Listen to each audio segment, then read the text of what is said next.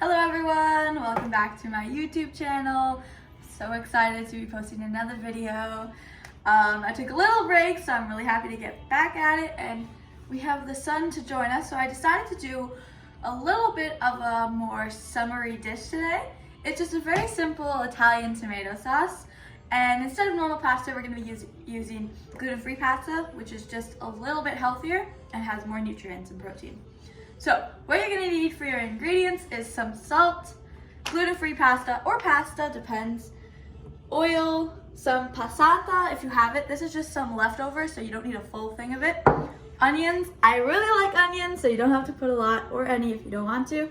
Some garlic, basil, and cherry tomatoes, or you can use canned cherry tomatoes, but the cherry tomatoes have more of a pungent taste. So first we're going to cut these up like in half like that, just so they're a little bit smaller and they're easier to mix around. And I already, as you can see, cut the onions for you, so you didn't have to see me crying, because every time I cut onions, no matter how many times I do it, I can't hold the tears in. So we're going to chop these up, and then for your utensils, you're going to need a pot, a pan, and a spoon to mix around your pasta in the end. Now, once we're done with that, we're just going to dice our garlic. Now, for the basil, we're not going to be cutting the basil because when it oxidizes, so when you chop it, it loses some of its flavor. I kept the skin on for this. Okay, wait. I'll be back once I get the skin on. So, a little trick to get this annoying part of the skin off is you just take your knife and you push down on it like so, and then you can peel it just a little bit easier. But yeah, that's my little trick for you. I also have the water boiling now because I want to save a little bit of time, so we're not going to be just careless, because this is a very quick dish, and it's also very yummy, so you get the best of both worlds. So I'm not going to finely dice these, I'll just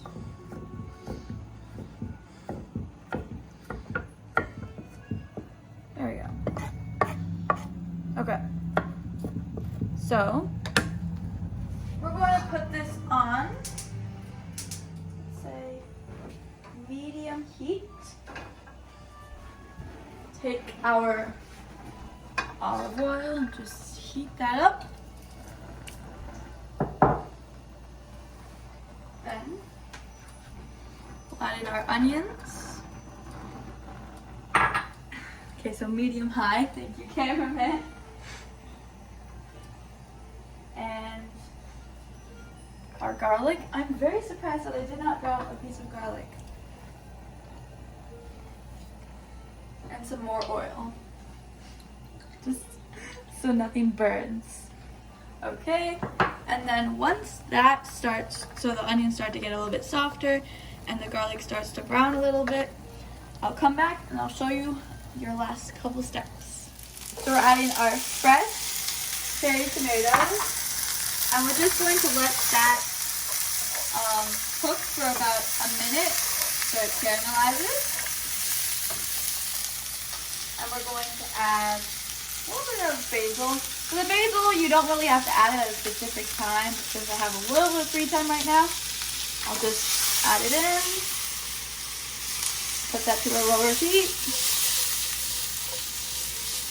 I've been practicing that chef flip. So after this caramelizes, we're going to add the passata, which is just mixed with a little bit of water since it's extra from a previous dish I did. And we're going to add the salt. That kind of sprayed on me. Then we're going to put the pasta in, let the sauce kind of get more flavor, and then add it all together. So now I'm going to add this passata.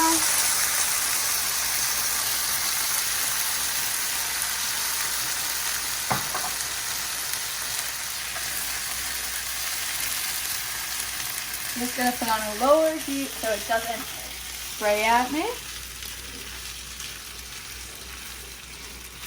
And now we're gonna let that sit and kind of absorb all the flavors.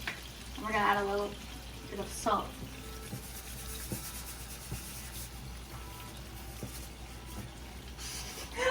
I'm just doing that to annoy the cameraman since he said to stop.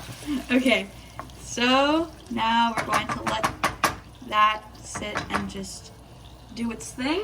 And I'll come back when the pasta is boiled. So, the pasta is just a little bit al dente, which is perfect since it's going to keep cooking when we add it to the sauce. Now we're just going to put it in the pan.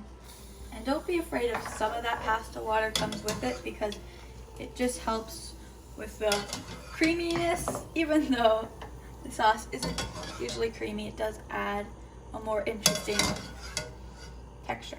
Okay. So let's give this a little mix. I also forgot to mention that you might need a strainer, so my bad. Just some way to transfer the pasta into the pan without putting the water in it, or too much water. Alright, so this is the final result.